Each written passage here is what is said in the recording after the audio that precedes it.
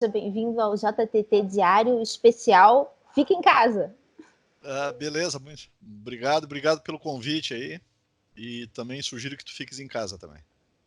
É isso aí. Pra gente, nós somos da turma que a vida é acima de tudo, né?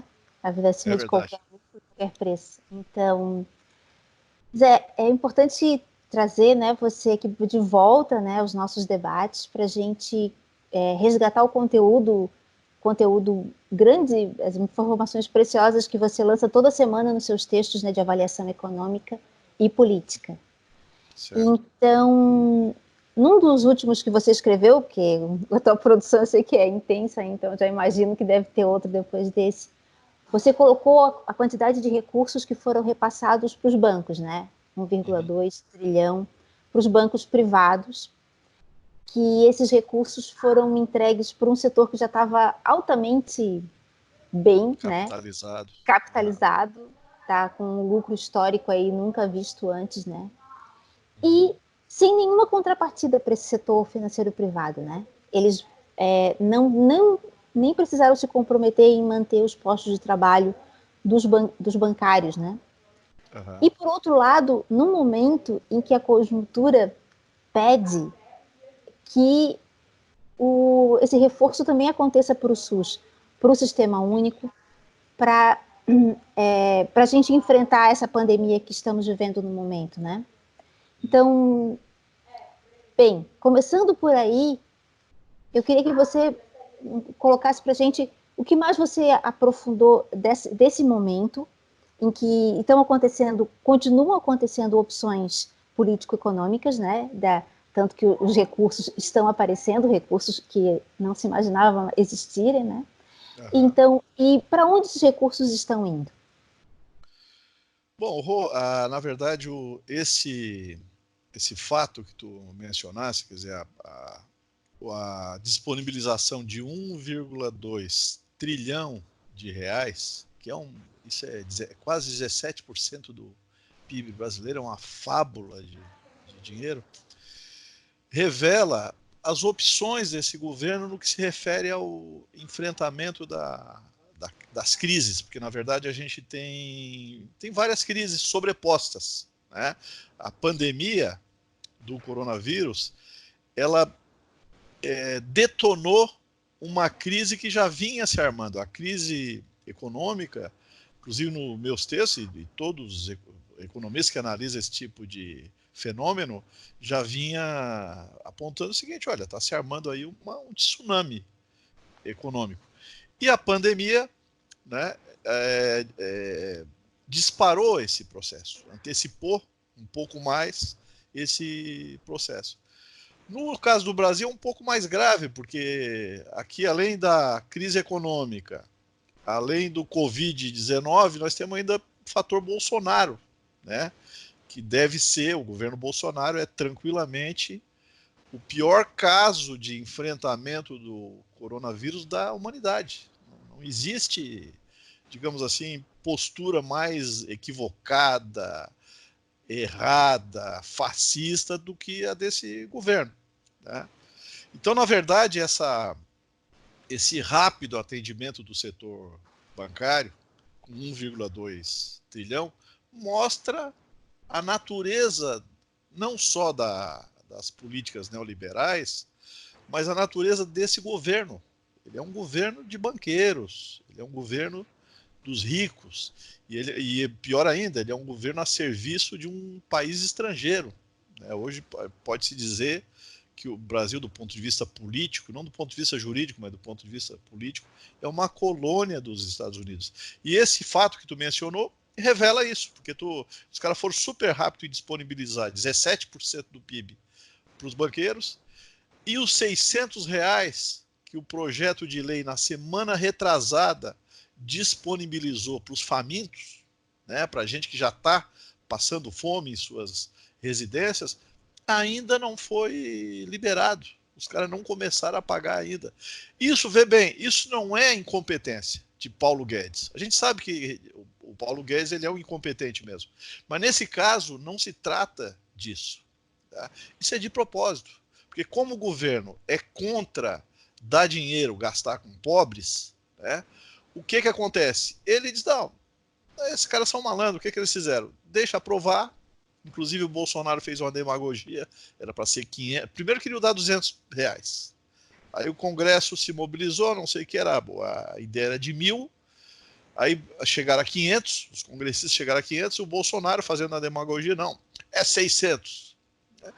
A gente já sabia que era demagogia. E o que eles fizeram? Aprovaram o projeto de lei, já fazem 15 dias, mais ou menos, né? E simplesmente sentaram em cima, não encaminharam. Isso não é incompetência. Claro, repito, a gente sabe que esses caras são incompetentes mesmo. O Bolsonaro só fica fazendo Twitter, né? Mandando mensagenzinha idiota e tal. A gente sabe que eles são incompetentes, mas nesse caso não. O Estado teria condições de, em 24 horas, começar a botar dinheiro no bolso dos desvalidos. O pessoal que já está em casa, que está passando fome. Porque o que acontece, Rô? No Brasil, não existe um plano nacional para enfrentamento da pandemia. Não existe isso.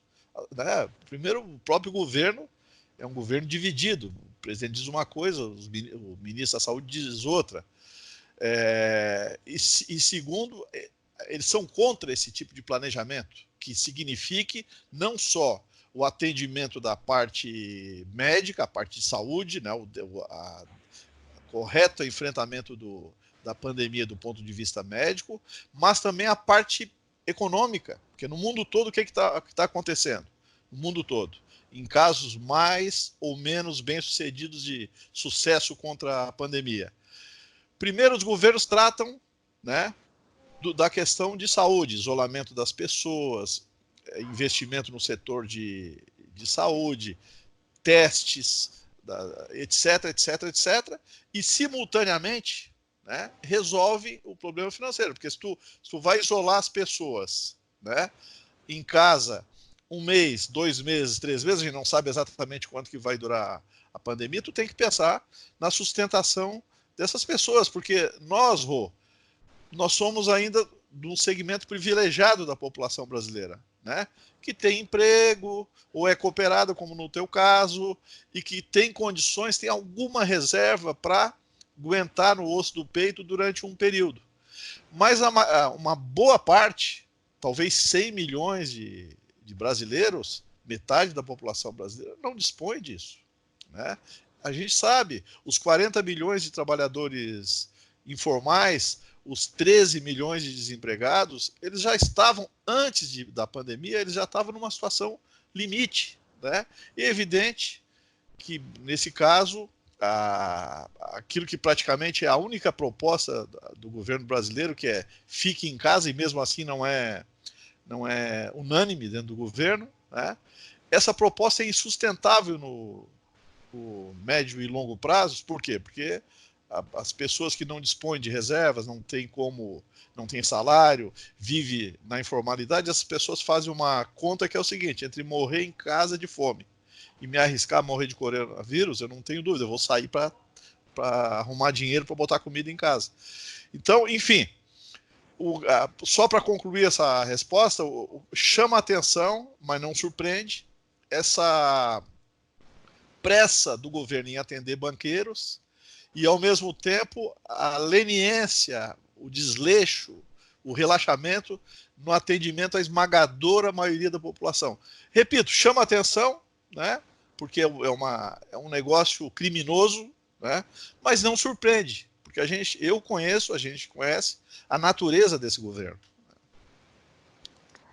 Eu queria te perguntar, em relação àquele pequeno auxílio que ele vai estar liberando, parece que hoje vai abrir a possibilidade das pessoas se inscreverem num aplicativo para ver quem vai poder acessar ou não, né, fazer aquela peneira ali.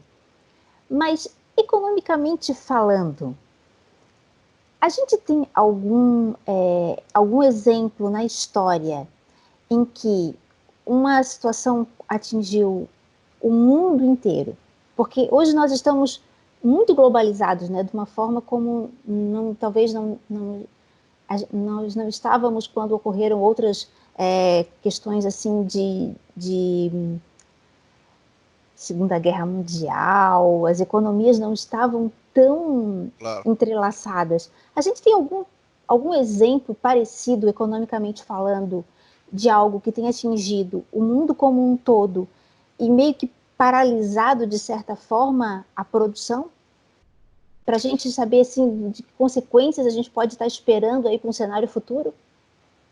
Olha, eu acho que basicamente a analogia que a gente pode fazer é com as guerras, principalmente a Segunda Guerra Mundial, né? Porque a Segunda Guerra Mundial ela matou 60 milhões de pessoas, e apesar do palco da guerra principal ter sido a Europa, né? Portanto, nós latino-americanos, percebemos os efeitos da guerra apenas indiretamente, do ponto de vista físico, apenas indiretamente. Por exemplo, o Brasil mandou os seus praças, né, para a guerra, servir de bucha de canhão lá para os Estados Unidos. Portanto, assim, do ponto de vista de envolvimento com essa deflagração internacional, no caso dos países latino-americanos, no caso do Brasil, foi apenas indireto. Porém, a guerra mexeu na correlação de forças e na economia do mundo todo, inevitavelmente, né? Por conta de tudo que ela significa, né? Então, acho que talvez a analogia que se possa fazer, o que se refere à tua pergunta, seja com a Segunda Guerra Mundial. Teve a gripe espanhola, que foi em 1918, com efeitos no mundo todo. Se eu não me engano, a gripe espanhola matou 20, eu não sei, eu não quero incorrer em equívoco aqui, mas matou muita gente, né? E com consequências muito, muito grandes no mundo todo. E o mesmo fenômeno que a gente está vendo agora se observou também na gripe espanhola. Os países centrais, eles têm muito melhores condições de enfrentar, obviamente, uma pandemia, né? Eles têm mais recursos. Tem gente que acha, né, equivocadamente, que tem aquele negócio, não, essa doença não discrimina ninguém. Conversa fiada. Essa doença discrimina muito. Por quê? Porque as pessoas que são pobres, que têm menos recursos, elas estão muito mais sujeitas tanto a contrair a doença, porque, por exemplo, no exemplo que eu usei anteriormente, as pessoas têm que sair para trabalhar, né? A classe média e os ricos são quem pode ficar em casa. Então as pessoas mais pobres estão muito mais sujeitas a pegar a doença e depois terão muito mais dificuldades em se curar, né, pelas condições que ela dispõe, tanto de alimentação, remédio, quanto o acesso a equipamentos.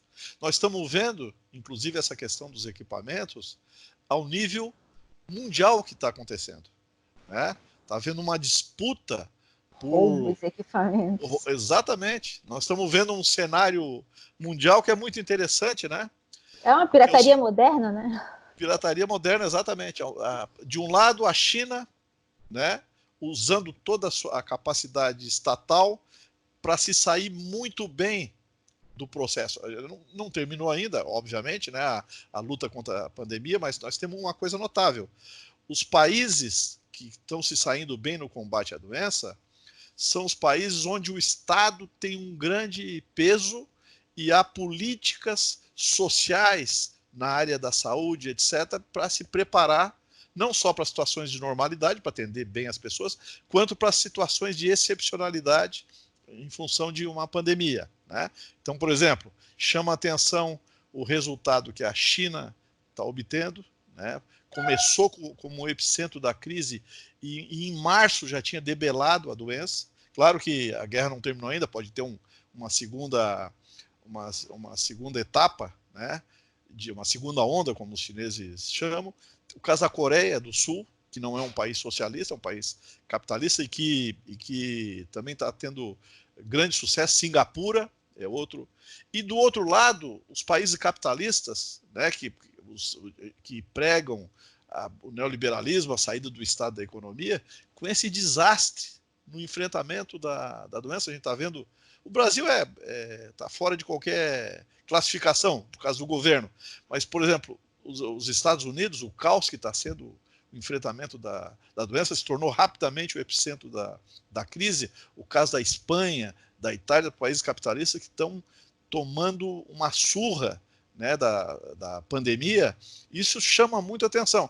Então, o que a gente vê do lado? De um lado, a China, um país que, independentemente da forma como a gente classifica, se é um socialismo de Estado, se é capitalismo de Estado, independente das divergências que a gente possa ter nessa área, a China mostrando como se faz, né, adotando todas as medidas que têm que ser adotadas para enfrentar a doença. E agora, ajudando o mundo todo, né, com a sua poderosa indústria, produzindo materiais e doando, inclusive, para países como capitalistas, como os Estados Unidos, que vive hostilizando a China, inclusive acusou a China de ter sido a causadora da pandemia, né, em função de, denotando, inclusive, preconceito e tudo mais, espalhando isso pelo mundo, né?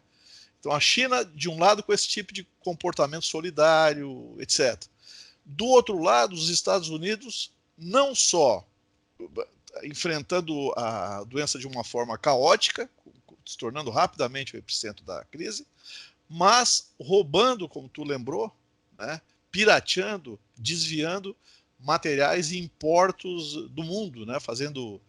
Inclusive, nós tivemos um caso no Brasil, dos governos do Nordeste que encomendaram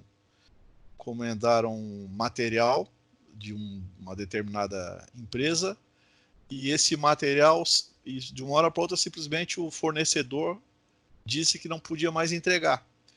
E eles fizeram uma verificação e constataram que foi obra do governo dos Estados Unidos, que fez uma proposta de um valor muito mais elevado, e esse material foi desviado para os Estados Unidos. Então, isso mostra a diferença de comportamento no enfrentamento de uma crise de saúde internacional, né?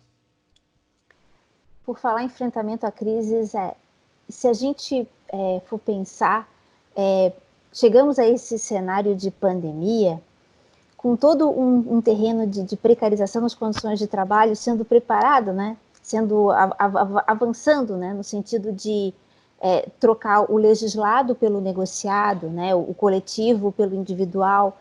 E aí agora a gente vê essa última MP que o governo abriu a brecha, né, para redução de salários e de jornada de trabalho, aprofunda isso num patamar que...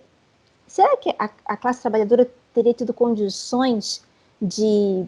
Porque essa proposta é muito parecida com uma que já estava sendo colocada pelo governo, inclusive para os professores, para a educação, e aí veio agora...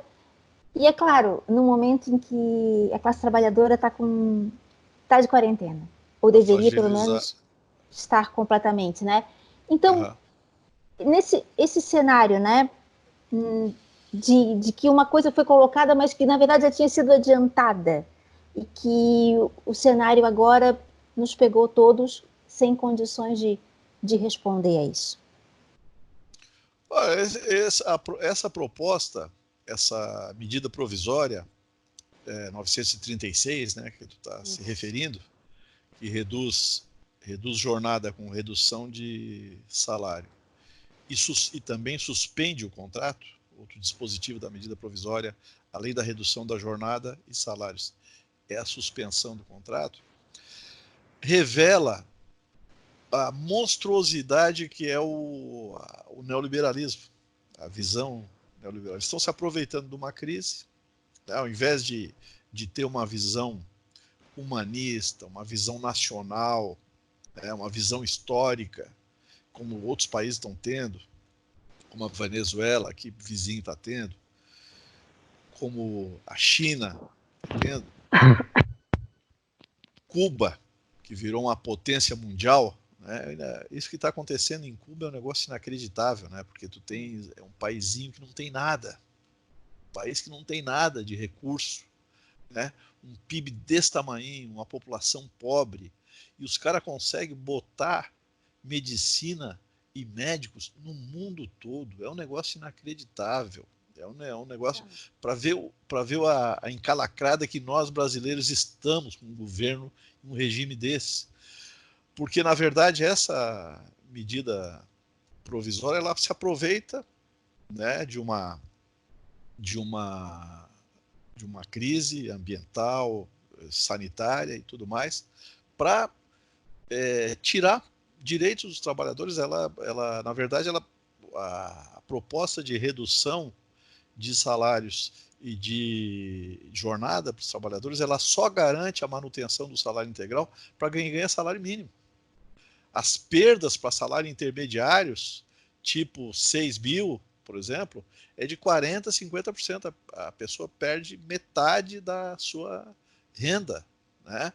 Então eles estão aproveitando, né, esse período para desmontar, e como tu lembrou bem, os trabalhadores não têm capacidade de reação, né, porque os sindicatos estão literalmente em casa, né?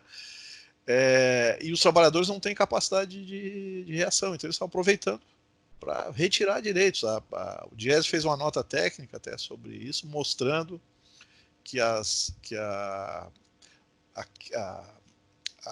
o nível de salários a partir dos acordos de redução da jornada tem uma perda muito significativa, né? Como eu falei, só mantém o salário integral para o salário mínimo, que é uma mixaria, né? R$1.000, quer dizer, a pessoa já não tem como tirar disso, por isso que eles mantêm, né? Mas começa a partir de 3 mil, com perdas muito significativas, né? E possibilidade, inclusive, de perder completamente o rendimento, né? Através do mecanismo de suspensão do emprego, e a pessoa fica apenas com seguro-desemprego, que, como a gente sabe, já é uma média. O seguro-desemprego é uma média do último trimestre e que paga menos. A pessoa não mantém a média integral. Começa com 80% e vai caindo a depender do nível salarial. Então, é uma medida que, de novo, né, vai contra os trabalhadores. Quer dizer, a opção entre capital e trabalho ali, através dessa medida, fica muito clara. Nenhuma surpresa, repito, obviamente não podemos, né, não podia esperar coisa diferente. Não, e isso acontece, inclusive... recursos de crueldade.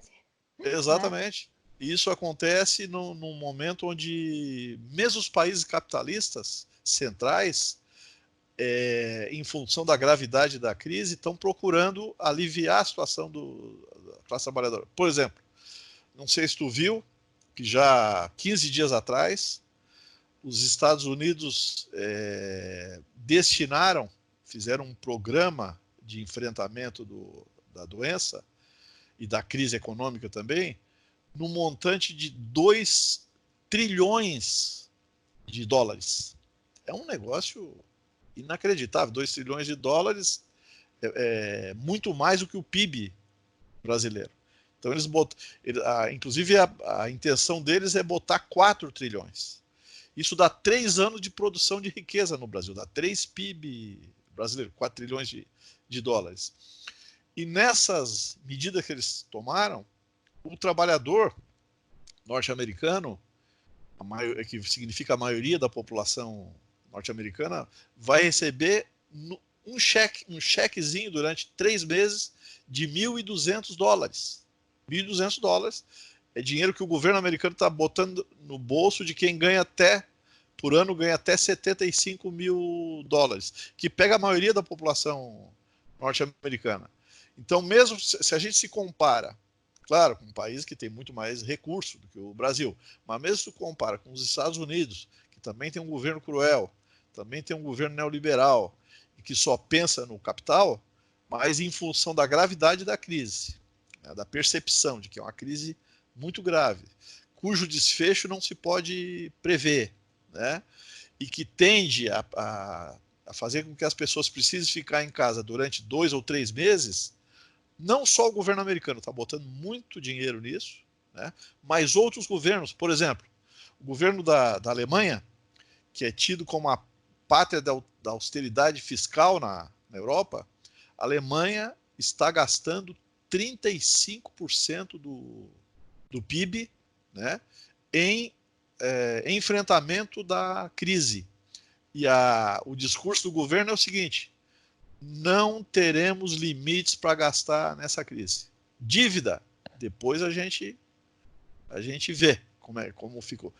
Isso revela, Rosângela, isso revela coisas que nós, mortais comuns, que nos informamos pela internet, não sabemos. Eles sabem muito mais em relação à gravidade da crise, porque eles têm informações privilegiadas, do que a gente sabe.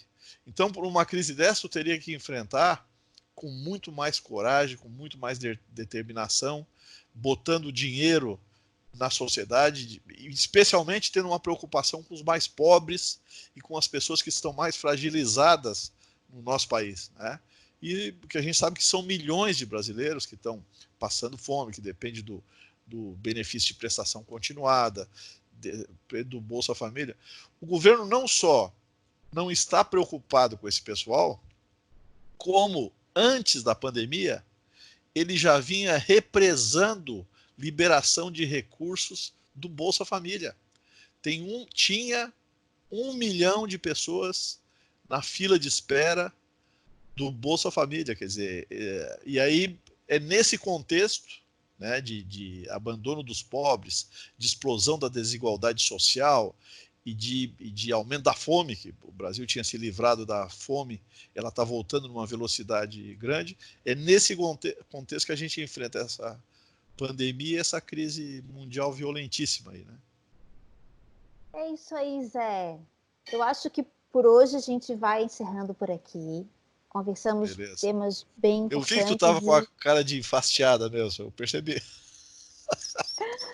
Né? Eu acho que esses temas, a gente vai ter muito assunto para tratar aí toda semana juntos. E, enfim, são informações muito importantes para a gente socializar para o maior número possível de pessoas, para que compreendam o cenário, né? Porque por trás de toda a questão política, né, que tem o cenário econômico, né? O cenário econômico é guiado pela visão política, então as coisas estão totalmente entrelaçadas e principalmente nessa conjuntura em que a gente está mais isolado, precisamos estar ainda mais bem informados para ajudar a nossa cabeça a focar no que é realmente importante. É verdade. Muito obrigada pelas informações e conto contigo, né? Toda semana aí para a gente voltar a conversar. Eu que agradeço aí o espaço, né, e aguardo ansiosamente aí o contato de vocês para novas conversas. E parabéns pelo trabalho que vocês estão fazendo, que é muito interessante. O Desacato está conseguindo, né, nesse período aí de permanência em casa, manter o padrão da sua programação. Então, parabéns para vocês todos aí. Tá bom, Zé. Tchau. Tchau, querida.